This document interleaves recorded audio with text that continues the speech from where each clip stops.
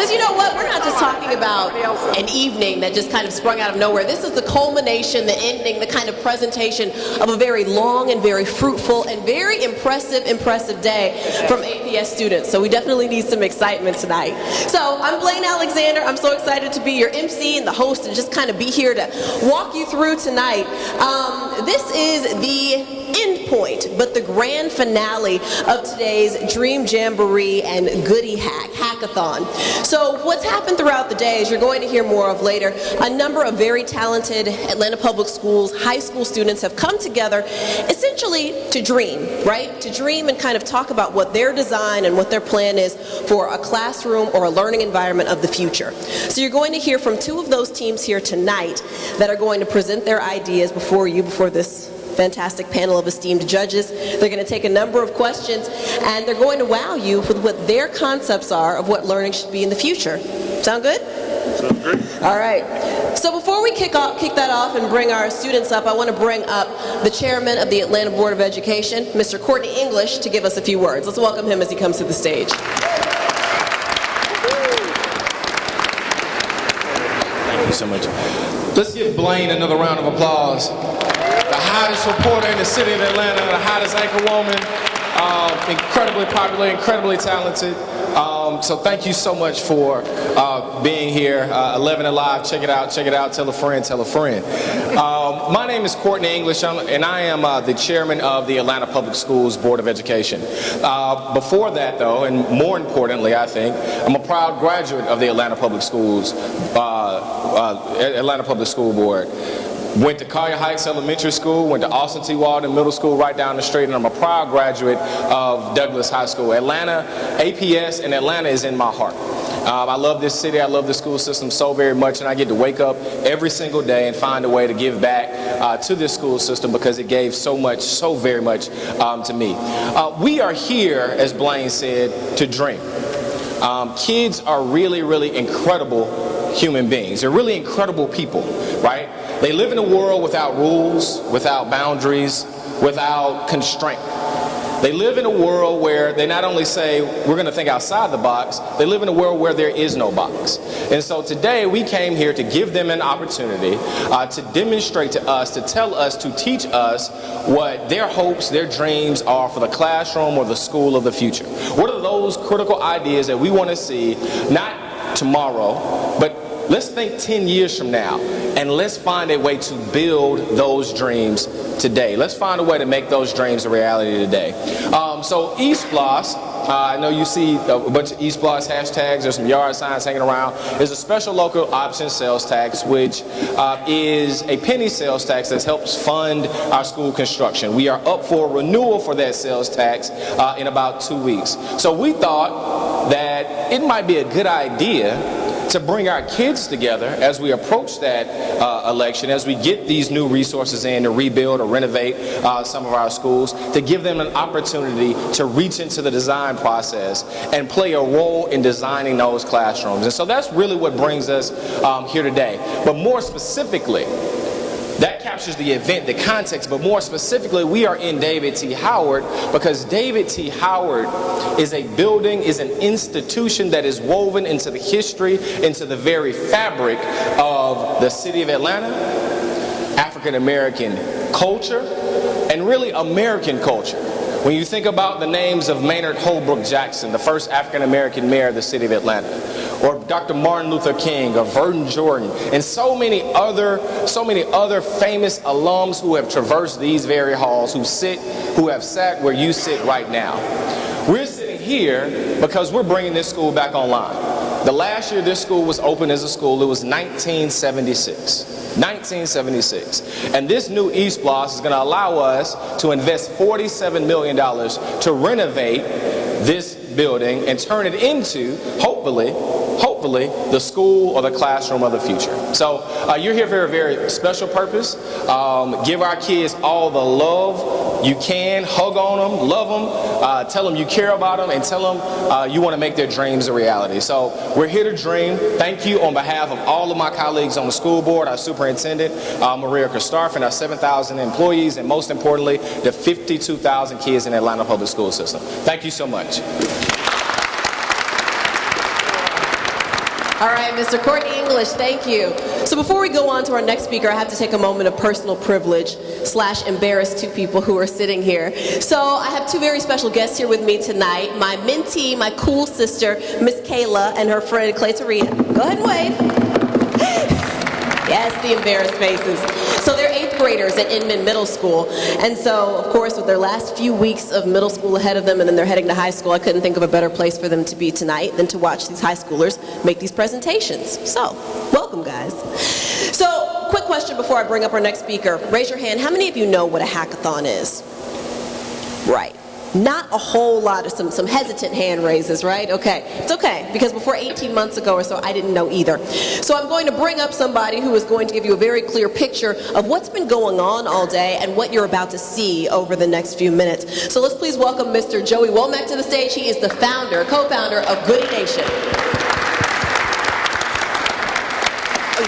Awesome. Thank you. Again, I'm Joey Womack, co-founder of Goody Nation. Please follow us on Instagram, Facebook, Twitter, Snapchat, at Goody Nation. So let's talk about what happened here today.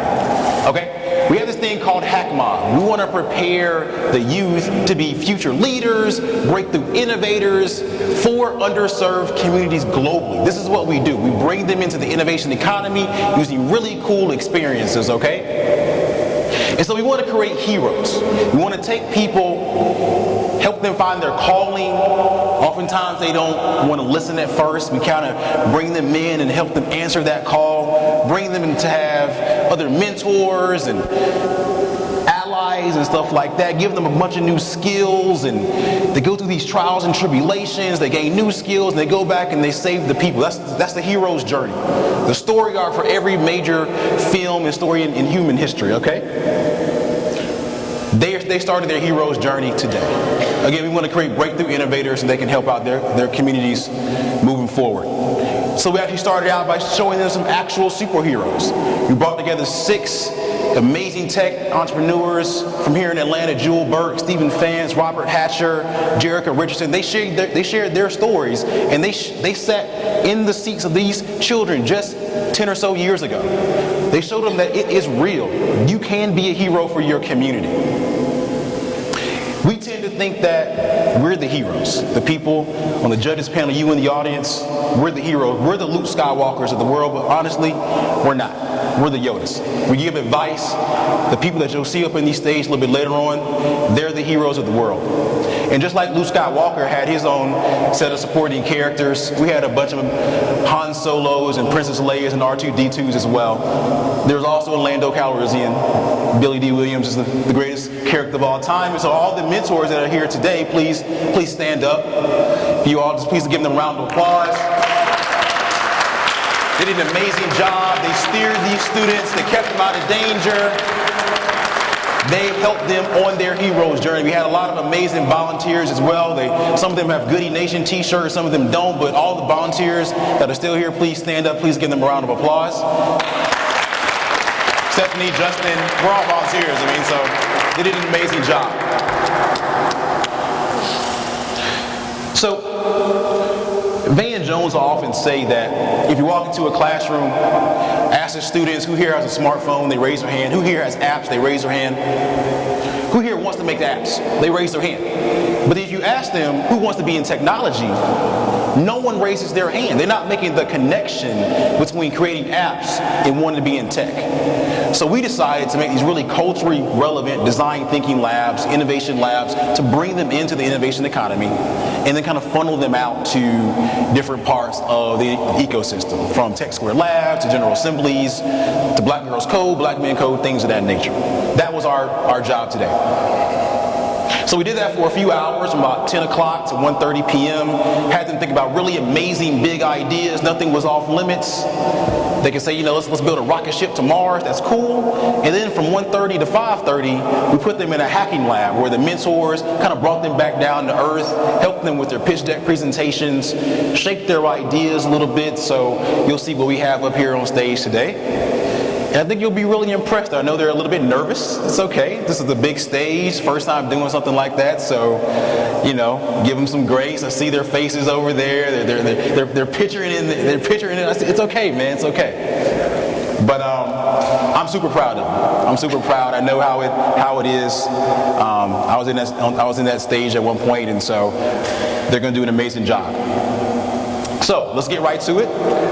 But before that, I'd like to bring up a few students to kind of share their experiences of the day, what they learned today, what they think. And so, gentlemen, I forgot your name already, unfortunately. If you want to come up and kind of share your words of what you thought about today and things of that nature.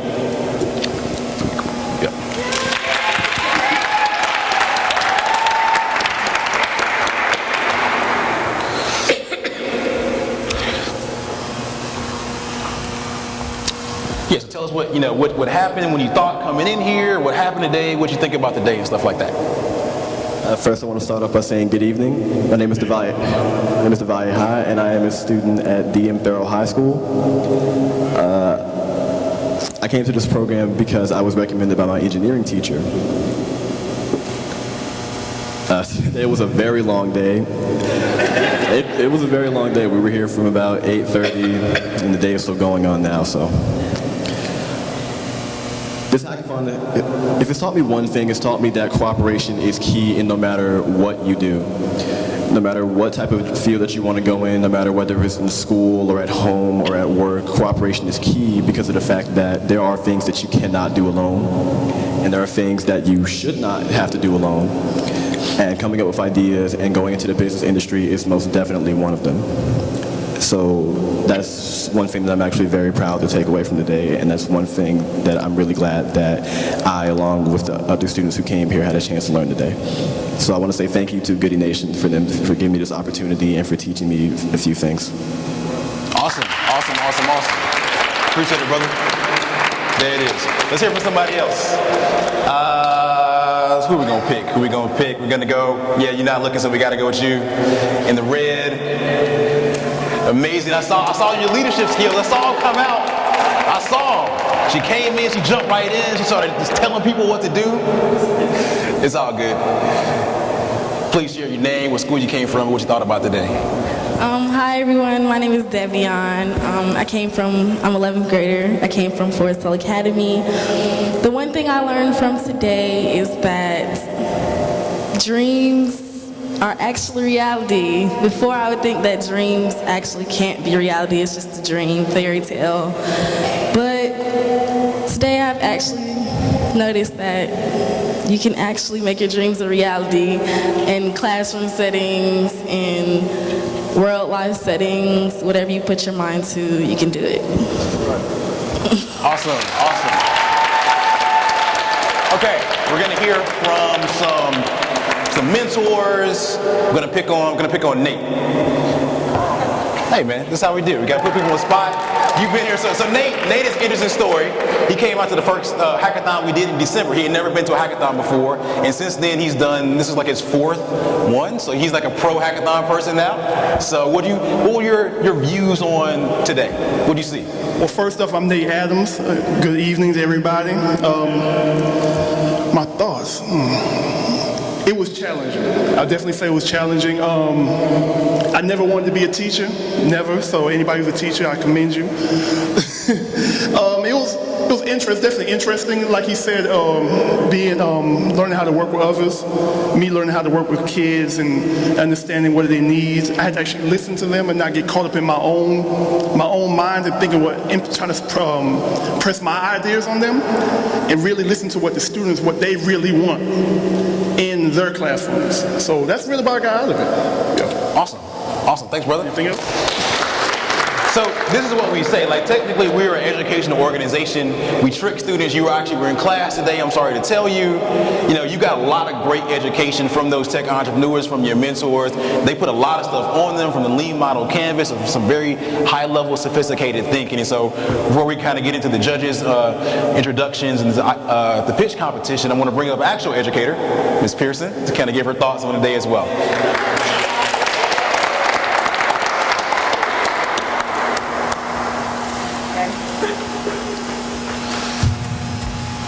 Good evening, everyone. So I'm Tamara Pearson. I'm a professor in the math department at Clayton State University. Good Go Clayton State. So thinking like an educator, what was interesting to me was I used to teach middle school, and you don't really know what happens to the kids really when they go to high school. And I was just so impressed by how thoughtful the students were today and how their ability to kind of imagine this world that doesn't even exist right now, So when I told people that I was doing this today, when I would talk to other adults, they would say, oh, all they're going to want to do is, have a bunch of phones and iPads in the classroom. And that never even came up. They went so far beyond all of that.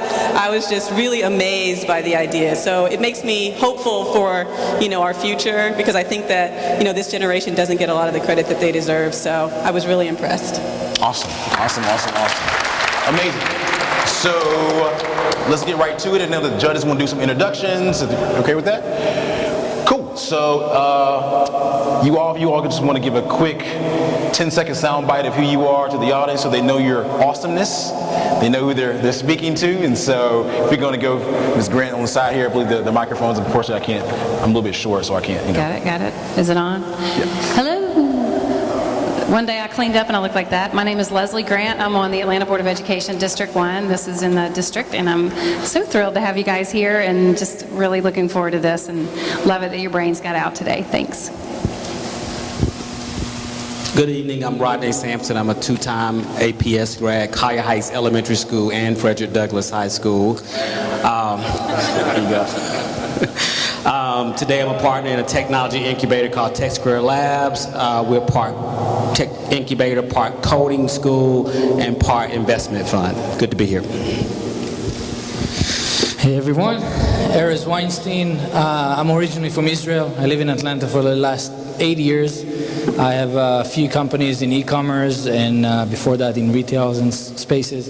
Recently, I've been trying to do what you're trying to do, is rethink education and rethink buildings to give more opportunities both for the students, the teacher, the community, and how we can mix it up and make it a bit fresh.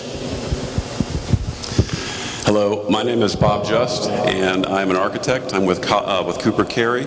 I'm very honored to be here. Thank you.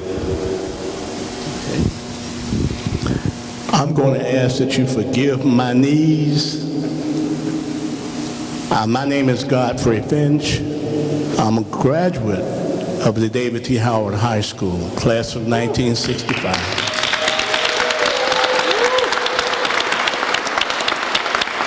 I'm here with a lot of anxiety because of your promise. I want to hear the things that you want to offer to make my school the best there ever was. Hi, I'm Barbara Crum. I'm also an architect and done a lot of work with the school system. And I have to tell you, I'm just proud of you guys for doing this all day. It is hard work to be creative, and you did a tremendous amount in a day. So good kudos to you guys. I'm Alva Hardy. I'm the head of facilities for Atlanta Public Schools, and our department's responsible for all of the design and construction activities that go on in the district. Oh, got it. He's still alive. Hey, I'm Jay Bailey, the chairman of the Phoenix Leadership Foundation and managing partner of a private equity firm, Greenwood Archer. Firm believer that ideas are the most powerful thing in the world, so I'm really excited to hear yours.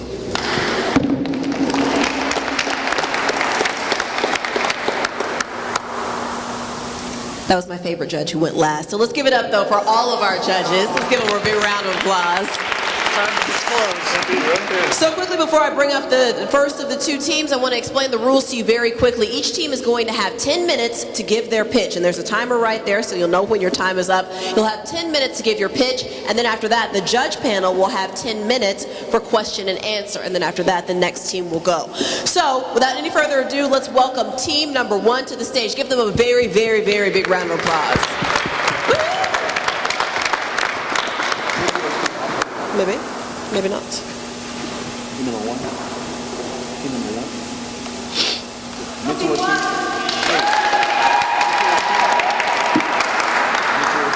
think we can hear them without the mics?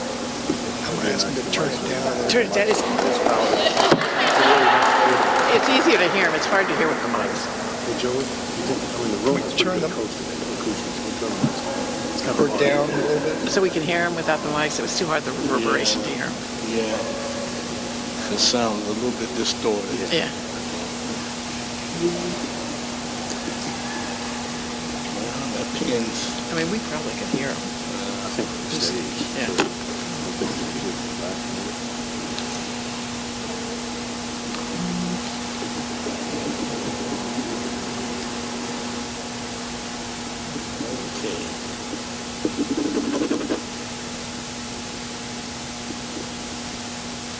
It's just a corner track. It's hard to tell.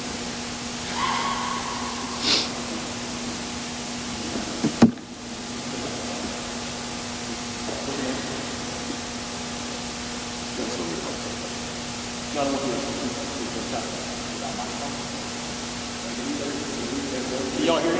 Yeah. Use your preacher's voice, son.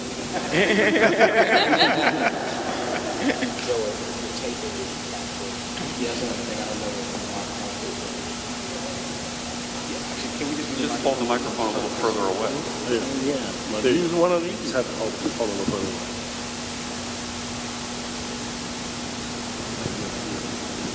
Hold it a little further away. Testing, testing, testing. 1, 2, 3. I think it only works from right here.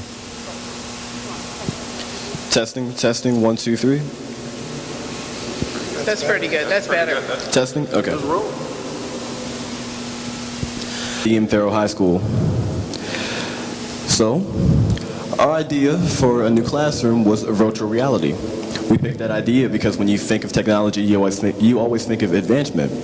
And companies like Samsung, for example, have been making varying degrees of breakthroughs in terms of virtual reality. And so we thought that since this technology is available now, and virtual reality has been a big deal for quite some time, why not put it in the classroom? So, here's our team. There's me, Devalle High from Dean Farrell High School.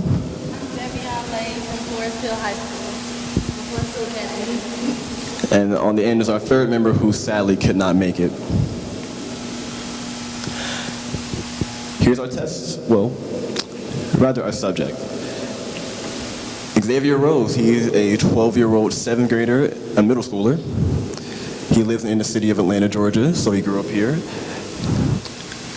His neighborhood, he lives in a southern suburban area, and he attends Young Middle School. His family lives with a mother and father, no siblings. He has a few friends who tend to be troublemakers quite of a time, so he kind of hangs out with the wrong crowd. He enjoys swimming, photography, and history, and his family is very supportive. He's a bit introverted, and he's also easily distracted, which actually feeds into our problem. So Xavier's problem is that he has a lack of engagement in class. He's very smart and he's eager to learn, so the problem is that, he's not less intelligent than anybody. It's just he's distracted all the time. So, in his class, the teacher is very interesting and very monotone. She's just a kind of a brick. She doesn't do anything at all. So because of this, he is bored and he's prone to talking. And eventually this leads to him getting kicked out of class. And because this is such a chronic problem, Xavier falls behind and fails out of the 7th grade. Transforming the classroom. Let's start by that. I don't really need it. Okay. Can everybody hear me? Okay. Our goal is to create an immersive experience in the classroom through a virtual reality. Imagine sitting in a classroom and a teacher says, everybody pull out your books.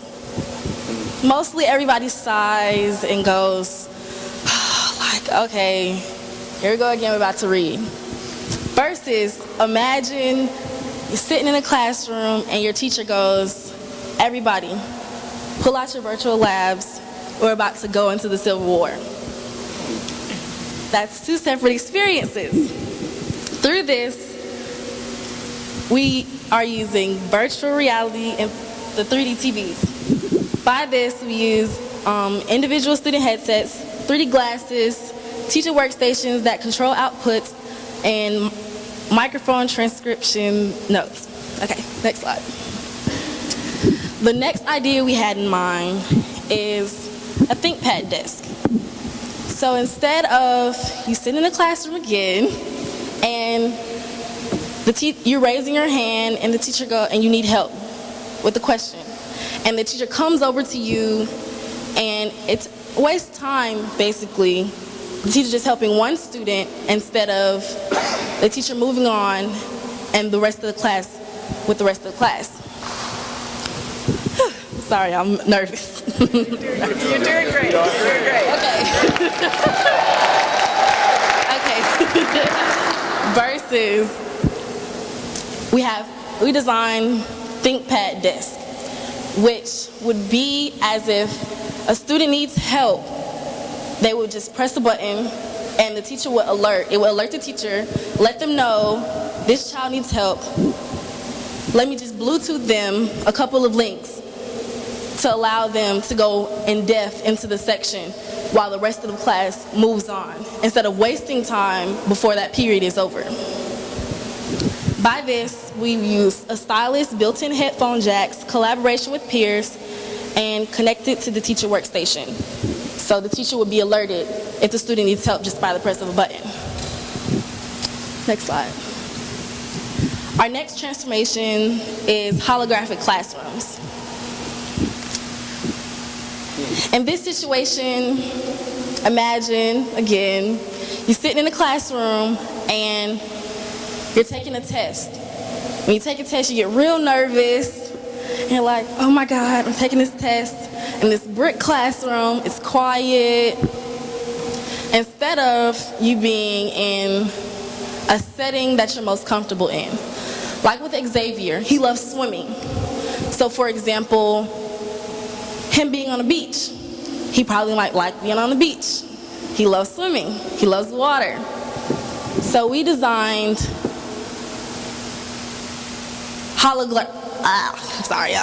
holographic classrooms, which would mean that as if he doesn't feel comfortable sitting in a setting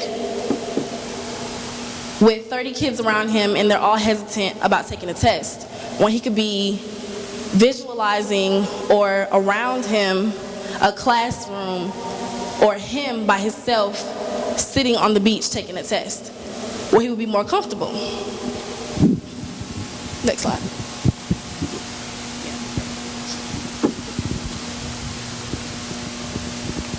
So basically, to sum up what she was saying, putting virtual reality in classrooms will help students in a number of different ways.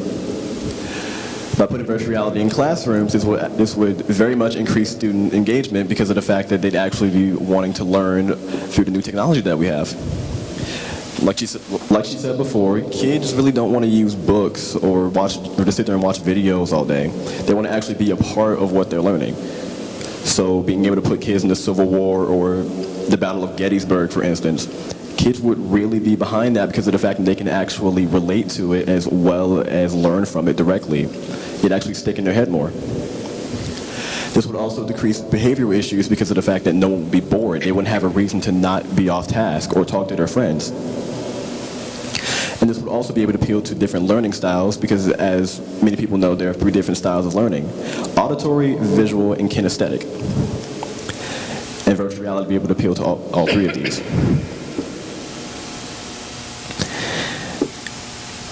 Now, this picture is big enough for everyone to see. I hope everyone can see it. Think of this as being our new classrooms. Wouldn't you want to go here? Yeah. See, you would. You would. You definitely enjoyed this.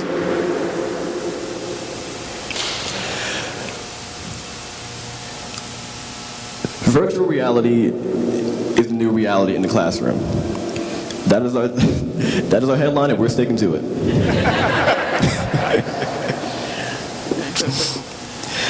Now, just take a minute to imagine if Xavier was your child before the virtual reality classrooms. Would you have given up on him because of the fact that he was talking too much and he failed the 7th grade? Me or her, or the other high school, it could have been Xavier. Would you have given up on us too? You shouldn't. What you should do is invest in our virtual reality classrooms. Yeah, it may be a bit expensive, but the children are our future, and I believe they're worth it.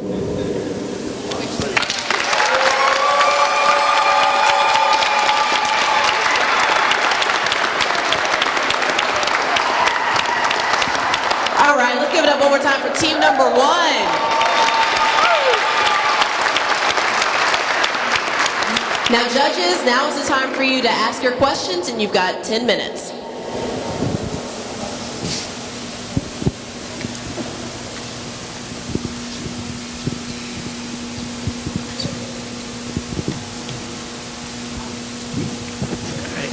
You want me to ask one? Okay.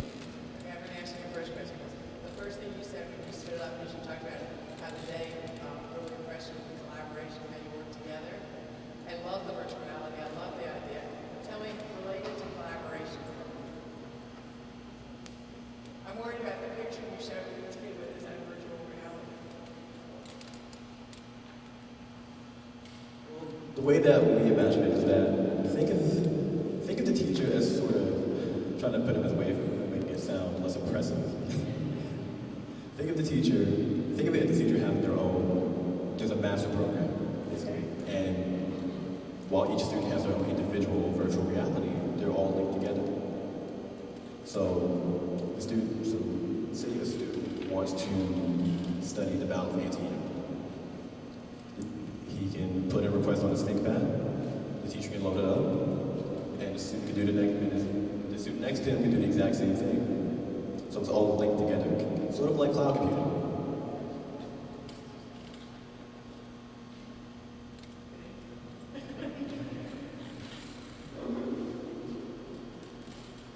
I like the idea of challenging the teachers not to give up on a student.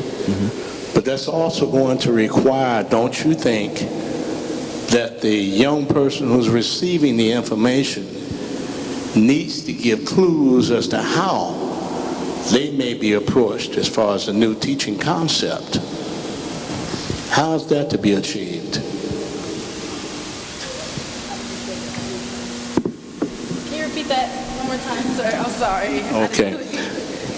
The challenge to the teacher to not give up on a student that may be difficult to reach is going to require that the student give ways that they may need to be reached so that nobody gives up.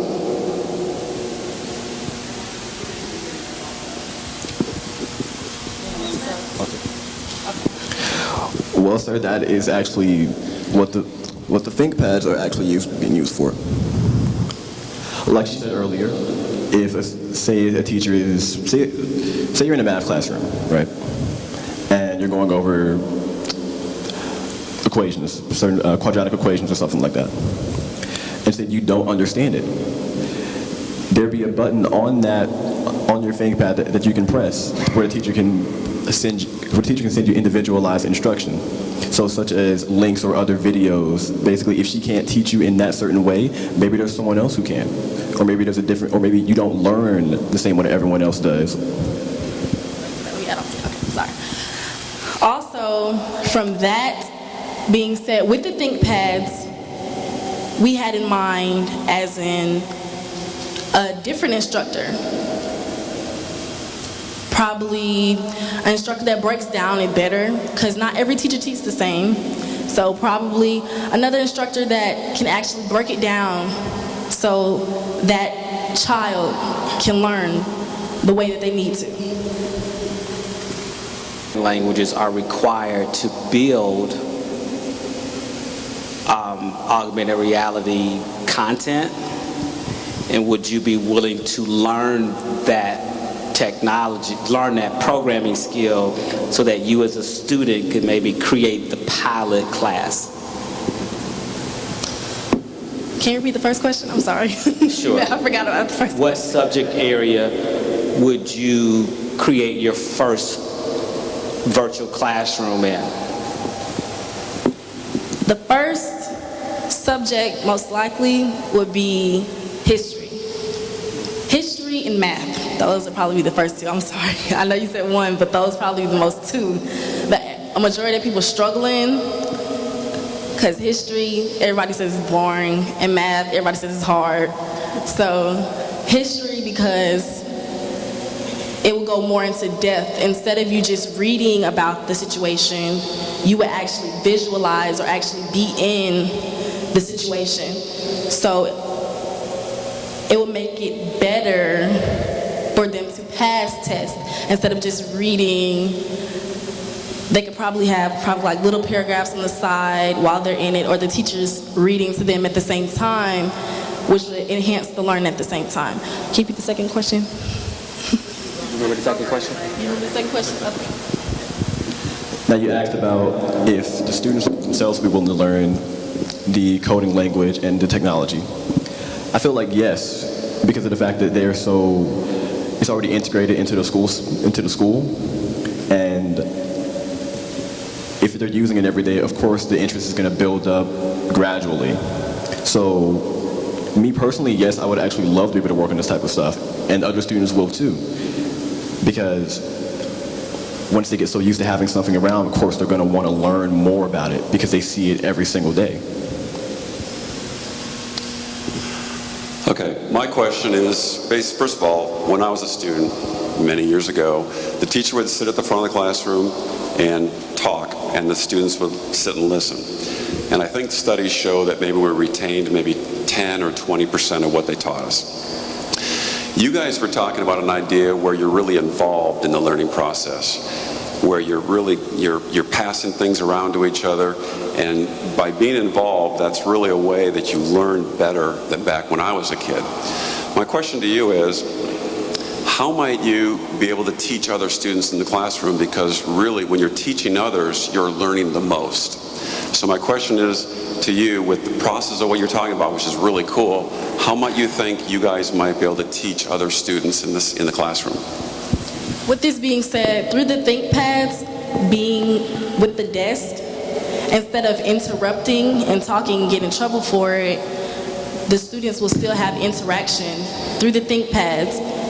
Like say if they know one person knows the answer but the other person doesn't, they can help them through ThinkPads, but the teacher can still be able to monitor it. So one, you guys did a fantastic job of making me visualize, because I was that student when they said pull out your books, I sighed very deeply. My question is, we talked about the classroom of the future. Did you put any thought to what the teacher of the future looks like? And I'd also like to know, what would homework look like in this environment? Yes, we did put into thought for the teacher. The teacher would most likely be a hologram. We have thought about that. We have thought about that. A teacher being a hologram. Because that is the future for us. We hope. And also, you didn't answer for me. Homework would still probably be its same basic structure, except more involved. Homework would possibly consist of, one homework assignment could possibly be for you to check out the virtual reality sets and do research, for instance, like history. Like you could research, say, Abraham Lincoln during the Gettysburg Address, for instance. You probably do, like for English, as a matter of fact, you could use it for that, like give a rhetorical analysis of the Gettysburg Address. So basically, through virtual reality, you can actually enhance the process of doing homework and make it more interesting, because no one wants to sit there with a textbook or a worksheet and just copy down answers or look them up on the internet. They want to actually be involved in what they're doing, and they want to be involved in the learning process that would actually committed to it. First of all, awesome job, guys. You know, I know how hard it is to stand on a stage like that, and you did great, really great. The presentation is nice, and you talked great. I really liked there was one idea that I think you didn't open truly, that the scene that says a kid can sit on the beach and take a test. So I think virtual reality has a huge space in psychology and how we can change the environment, not necessarily the content. So if you have some more ideas on it or you want to say something, other than sitting on the beach, how else we can change the environment of the school to virtual reality? Well, some kids like other forms of nature, for instance, such as rainforests, as a popular example. Or Tyler, we're at a time. Okay. So, like you were saying, well, like I was saying, rainforests are a popular example, and it doesn't have to be just places outside, such as a rainforest or a beach. It could be somewhere indoors, like a library, or for instance, your very own living room, if that's where you feel most comfortable. Like wherever you feel the most comfortable in, that's where we want you to be able to go.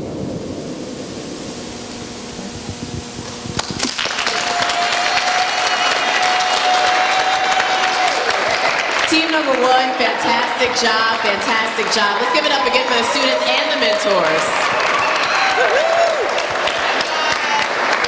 Presentations are not easy, but answering questions like that on the fly is not easy either, so you all did a terrific job. So now we are going to bring up our second, are we ready for our second team? Yes? All right. We're going to welcome our second team to the stage. Let's give a warm round of applause for team number 2.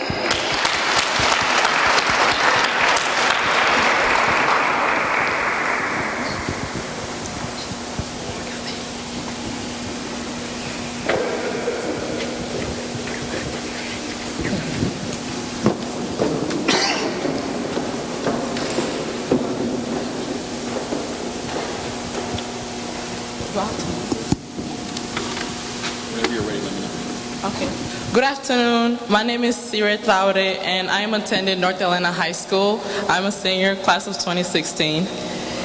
And today, I will be introducing to you guys an interactive learning program called Reset. That was me. So when we were given this awesome idea to come up with creating a future classroom, we thought of a student like Jada Samuel. Jada Samuel is a 14-year-old Grady student. She's a freshman. She loves to hang out with her friends like any other teenager. Her favorite subject is English. She loves Shakespeare. She loves all the romance, like Romeo and Juliet type thing. But she feels like the learning experience is a one-size-fits-all model. So she's not like really learning anything. Jada Samuel, like many students, lack personalized learning experience because the teachers are unable to keep her attention, and she's just like, she loses focus when she's in the classroom. Jada, she's not academically motivated, and she doesn't tend to apply herself. And also peer pressures from her friends just makes her not want to go to school because her friends think like it's not cool to go to school, it's not cool to be smart. And she feels like the information that she's given in class is just going over her head because she most likely sit in the back of the class just to look cool in front of her friends. And that is where Reset, our platform, comes into play. So Reset is basically a learning experience reimagined. It is incorporated immersive technology to create an interactive classroom experience for the students and the teachers. Okay. Hi, my name is Allison Higgins. I was actually Cire's mentor along with Nate. And so we're coming up to kind of even the odds with the other team. So with Reset, we're thinking of a system that transforms the total classroom. We're talking about computers embedded in students' desks. A system that allows the teacher to customize the background of the classroom to match the content. Imagine learning about plant biology while in a greenhouse. Of course, we have planned to accomplish all of this through virtual reality and AI. Here is how we imagine Reset will work. This is only a half view. We imagine that the instructor themselves would be in the center to allow the students a 360-degree view of them, and so that students don't feel left out of the educational experience. With the computers embedded in the student's desk, we imagine that it will allow the students to connect to the teachers one-on-one. So instead of a teacher correcting the student openly and in front of their classmates, or asking them a question they might not know, or a student being afraid to ask a question, they're able to connect directly to their teacher.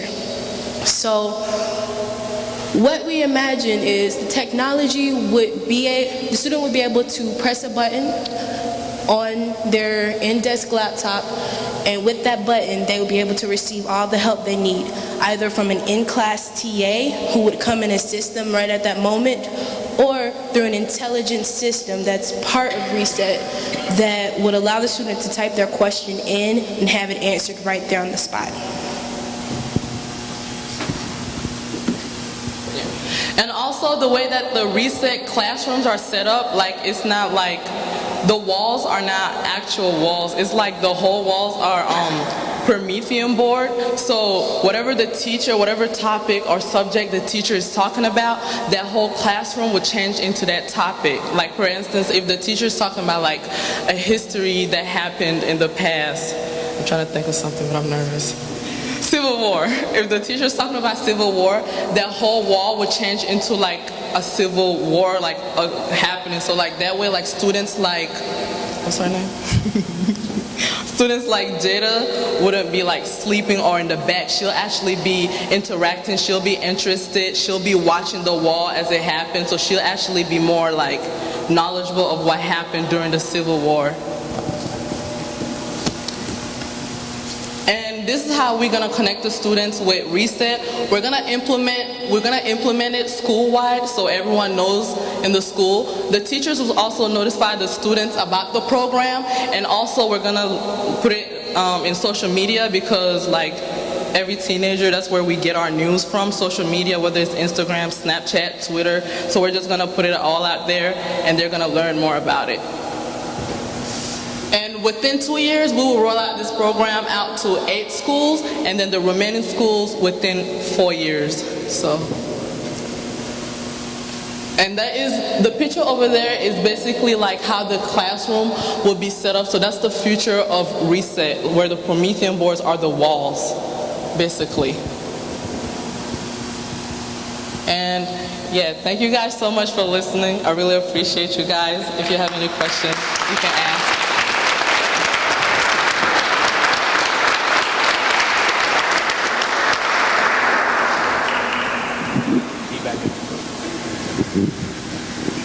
So first of all, I want to say that my 7th grader loves you all. If we can get this going a little bit quicker, he'd be extremely happy. So for you, I guess like when you first started out with this, with like your challenge, your kid that you were challenged with or whatnot, walk me a little bit through your thought process about like, you know, how you really went into their issues. Well, to be honest, like I didn't really know what I was getting myself into. Like I just came, my counselor just told me dress nice, show up, you know, be good, represent North Atlanta. So I just came, and then when I went, everyone like the more, I forgot his name, but the more like the mentors were speaking about what they do and like their business and stuff, the more like I became interested in it. And then they just, when they threw, like it was hard at first when they told me about it. I was like, there's no way I can think of something like this. But then like they just kept pushing and we just kept thinking outside the box, and then we came up with this. I can tell you this is really amazing, and I actually work with a team of very smart people that I can give you the plans for this. And they thought about a lot of similarities in this, maybe not the Promethean boards across, but how a chemistry class can be as a cooking show.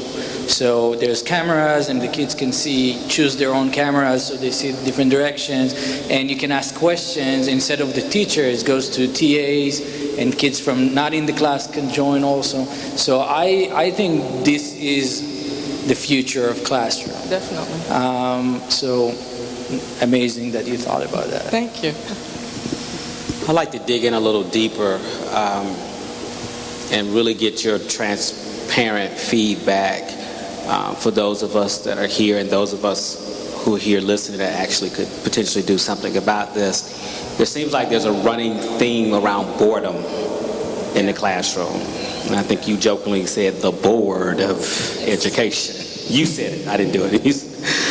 Can you transparently tell us, are most of the students in your school simply bored with the existing classroom experience? And what do you feel in the short term and long term, before this is implemented, can be done today with the participation of the teacher and the student so that your secondary education does not handicap you in terms of going forward into the future? If you will be honest and just go there, we promise we won't tell anybody.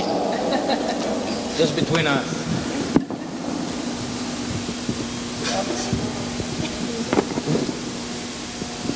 I mean, Lord.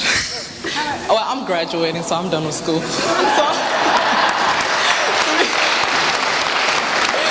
done.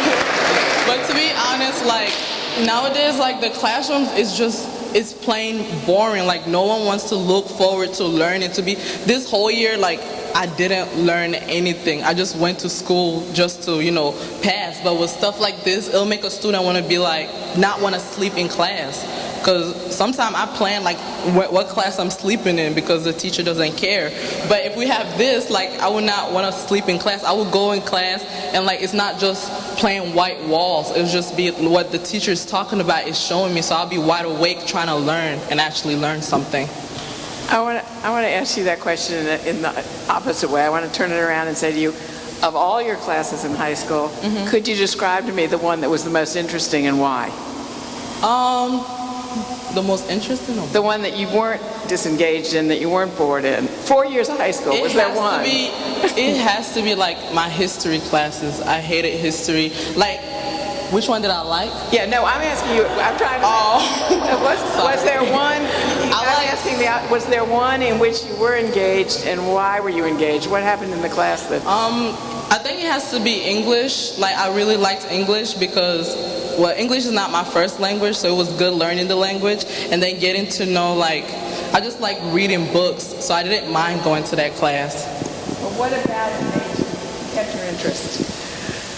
What about it? I mean, if you didn't have the virtual reality and if you didn't have everything around the walls, what was we watched movies. If it was a book we read, we would watch a movie at the end of after we finished reading the book, so I like that part. I was trying. I found it interesting that when you said your worst class you didn't like was history and you mentioned the Civil War. But it's interesting because with your concept, if you were to have this whole thing around you and the Civil War was around you, and you think about how that could stimulate and wake kids up and think about what happened and what was going on. Maybe you're in a rainforest or all those kind of things. I think what your idea really, was inspirational for me was that it really immerses the kids and makes them want to learn. Yes, definitely. I have a different concept, if you will engage me just a moment. There are two parts to this concept. One is the teacher. The other one has to be the student engagement. Let's take your situation with history. It happened to have been my favorite subject. Why? Do you know that every time you buy a dress or a pair of shoes that's based on history? Yeah. On what was sold last year,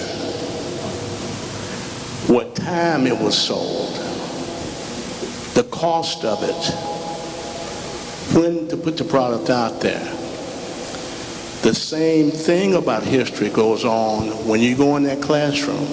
You talked about war. Do you know that the different ways that people approach the flank movement or how to approach a situation in a valley is based on history? What was done before? That old concept about if you don't know history, you're bound to repeat it. It's true. is applicable in every area of your life.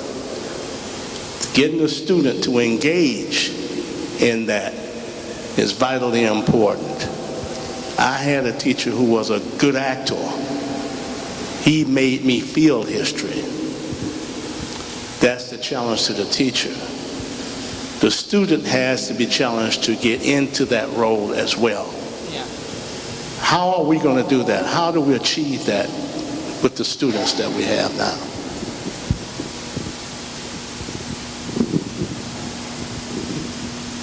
How do we get the students involved? I mean, as teenagers, we have like big imaginations. Like I stated, like with the Promethean boards, like if you really see it and you think you're a part of it, that really makes you want to like be engaged, be more engaged, and actually learn more about it because you think you're a part of it, like you're right there. Yeah. How do you measure that? How do I what? Imagine. How do you measure that? How do I measure that? What grades? They weren't born back in the 1950s or 40s, but they need to know what happened during that time. Yeah, so as the history keep playing, like you feel like you were born during that time because, you know, you're right there. Like you're watching it happen. You don't get it? You don't get it. I just want to add, class like that, kids, you can do micro tests. So the teacher can ask a question, and in a matter of a few seconds, he will have a graph for 40 kids or 30 kids. He will see how many actually could answer it right or wrong, and it has an analytic, and he can see, do I continue moving on, or do I need to explain more? Kids can ask questions maybe to teachers that are not in that room. So you take the power of great teachers, maybe the best history teacher, and this is not even in that school, but those kids can learn that class there. So I think taking a class and not making it a class, making it part of the world, part of how schools can work together, and you can do that with that. So this is the future. And I'd actually, if we can, I don't know, if the other students can answer Rodney's question too, like why you were bored in school and what do you think about that? I think was an excellent question. Do you mind? First of all, were you bored in school? And then why and what can be done to change that?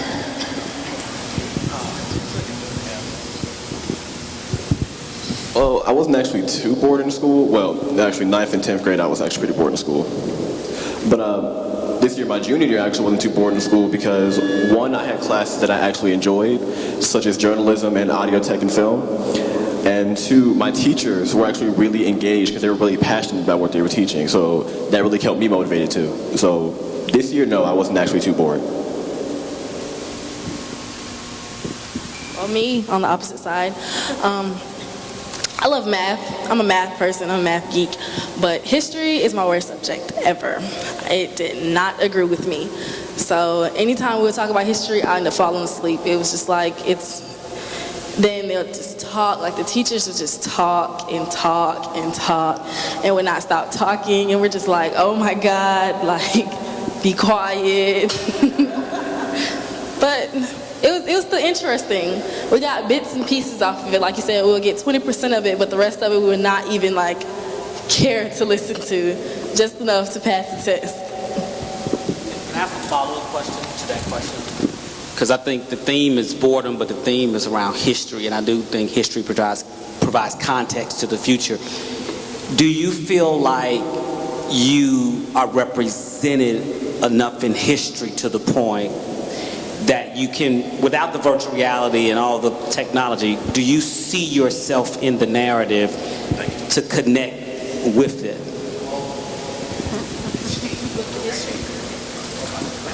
The way it was taught, the way it was presented to you, did you see yourself in it? Can I see myself in history? Okay. Yes and then no. The reason why I said yes, I can see myself in the history is because I'm a very adventurous person, and I would like to actually see how they felt or their emotions instead of just hearing about it. I like to see stuff instead of just hearing, oh, she wept, or oh, she cheered on, or, and then no, because it was a lot of crazy things that went on in history, so I don't think I would like to be there.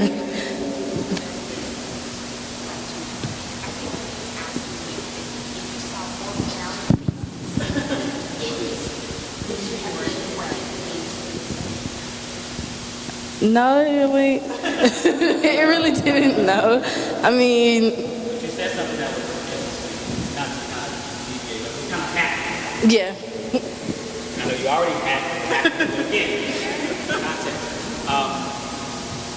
You said because there was so many ugly things in history. Yeah. Do you think your generation blocks it out, and so you don't want to engage in it because there might be pain points you don't want to address in the history, where they lived a lot of the history, created a lot of the history, and had to endure for survival. And some of us have been exposed to it, but you feel like you might be disconnecting yourself from it because A, you're not visually being represented, or you are in a negative way. I know. Yes, and then no, again. Okay, yes, because like we said, it's 3 different types of learning, and not everybody learns the same. So with the different type of technology, we will be able to learn history differently from actually, okay. And so I do want to ask one final question before we start. So back to you though. First, fantastic job for taking up for your team and being the only representative of your team, and the courage it took to stand up when the rest of your team couldn't make it. And that's leadership 101. So kudos to you. 2, there will be teachers all over the world praising your name for virtually eliminating the back of the classroom. So that is a big thing. But you talked about Boardman and the same theme that they were asking the question. A lot of that has to do with the teacher. So we talked about the classroom of the future. I'd like you to speak on, well, what do you think with all your experience and what you put up with Reset, what do you think the teacher of the future looks like? Like she said, holograms. Yeah, because it's like, I don't know, it's just, yeah, holograms. Okay. Who programs the hologram? Do you think that the use of this technology in either of the 2 scenarios is going to allow us to evolve past the need for direct human interaction? Because none of this is real. And you're talking about teachers that aren't real, and how much is the human experience important in this type of endeavor? I don't think we should like lose that one-on-one interaction with teachers, but maybe if the student need like specific help, they can ask a person. But to me, I think the future is, hologram teachers and boards and stuff. The future is technology.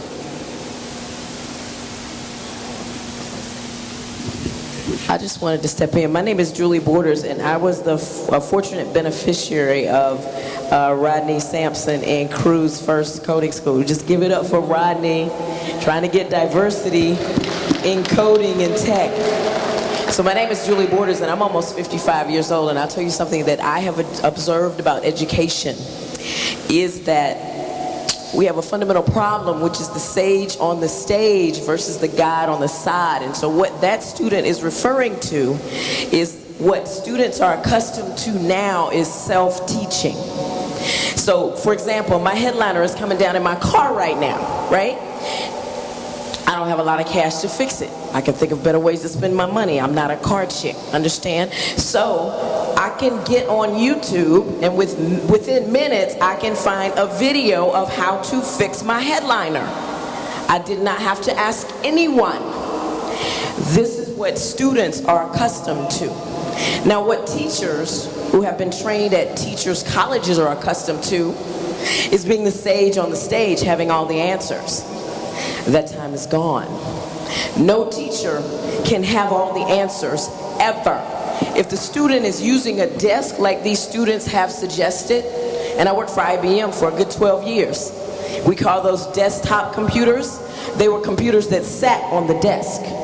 What these students are talking about is real desktop computers, the computer in the desk. So how can a teacher ever know more than that student? How can that teacher ever know more? So I think what we have first and foremost that I want board members to understand is you must first start with the teacher who is willing to be taught by a student. The student always is expected to be getting taught, but these students can actually teach. All right. Thank you so much. So that's all. So the first thing is a cultural shift. So round of applause for audience participation. We appreciate it, but big, big, big round of applause for our 2 student presentation groups, groups 1 and groups 2. Thank you so much. And the fantastic questioning from the panel of judges. So we come to the time where we're going to have our little period of deliberation. Joey's going to take our esteemed panel of judges back into the back room. They're going to talk for about 5 minutes, and they're going to come out with some interesting conclusions and announcements for all of us. And in the meantime, we will sit here and we'll take a quick intermission. I will do the impossible. You all said that today, and guess what? You did. Go through the process. The process is the mindset, and it's the way you're doing things. And so you achieved the impossible today. And so the judges, these amazing industry experts, they've deliberated, they've given their feedback, they talked amongst themselves, and so they have some overarching feedback for you all, and they're going to make 2 announcements. 2, 3? Okay, cool. So first of all, because we said it before, but awesome job, and it's really really big ideas, innovative ideas, and not a lot of people in general, not just in your age group, can go and think like that and talk like that on stage, so kudos, it's amazing. We talked among the judges, and we think both presentations were awesome. The ideas were great. The first one, the VR, AR, it's here. You know, it's AR, virtual reality is already here. Augmented reality is going to be here in July, so it's definitely the future. It was very innovative, and there's a lot of things you can do with it, and it's going to be definitely the next big things in the world, and hopefully in education too. So you're the most, in our opinion, it's most innovative, we'll call it. Second idea, what we like is it really presented a real change in the classroom and the relation between teachers and students. So it was very transformational as far as the thinking, how it can really be different, not just better. And both ideas, hopefully, if we have it in the future, they'll make everything better and different. And I really hope the kids of tomorrow will get to sit in around classes, talking with virtual teachers, and spending their days walking around Civil War or even more pleasant places. So amazing job, you're both great, and I hope you'll continue your search and journey into innovation, and maybe one day you'll be the one that actually create these new things and the future of tomorrow. You are the future anyways. Make it amazing one. Thank you. Awesome. And so before we kind of head out of here, team number 1 is the most innovative, team number 3 is the most transformational. Amazing jobs. Courtney, want to bring us on home? I just really want to say thank you to a bunch of folks who I know need no thanks at all. Justin and Joy from Goody Nation, please come up here for 2 seconds. These guys, literally, I mean, this is not just hard work. This is hard work. and they pour themselves into each and every one of these hacks. They pour themselves into each and every one of these projects, and I'm so very, very grateful that they poured themselves today into each and every one of our young people. So thank you for doing all the things that you do and daring our kids not only to reach their dreams, but go far beyond them. So thank you. Please give them a round of applause. And the entire Goody Nation team, everybody. I also want to thank our good friends from Lenore Consulting, Greg Clay and Otis 3. I don't know where Otis is, but Greg is in the back. Another APS, Atlanta Public Schools graduate. He's a proud graduate of Mays High School. We won't hold that against him. And Otis is way in the back, but they helped put this event on. I want to thank Comcast for helping us provide the technology here. Of course, Blaine. Give Blaine a round of applause as well. And then last, but certainly not least, our young people. You guys are absolutely amazing.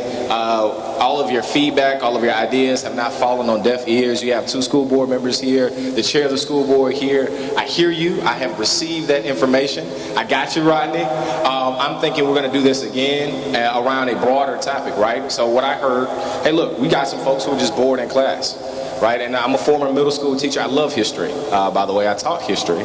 And history matters because it's the subject that teaches you why all the other subjects matter. But we'll come back to that. That's another hat. But I want to say we're going to do this again. And we're going to just ask ourselves, hey, look, if you're bored, we're going to invite our students in to help. We're going to ask you to help us fix that problem. Right? And so we're going to expand upon these ideas that we heard here today. So we look forward to seeing you back in the fall. So thank you all so very much. Thank you to our judges. Thank you all. Please get home safe. SPLOS is May 24th. Go vote as many times as legally allowable. No, but for real, thank you guys. Have a nice night. Awesome, awesome. So we're going to take some photos. We're going to take some photos up here with the judges and the participants, mentors, coaches, everybody. We're going to take some photos. Lindsay's going to organize it. And then we're going to enjoy the weekend.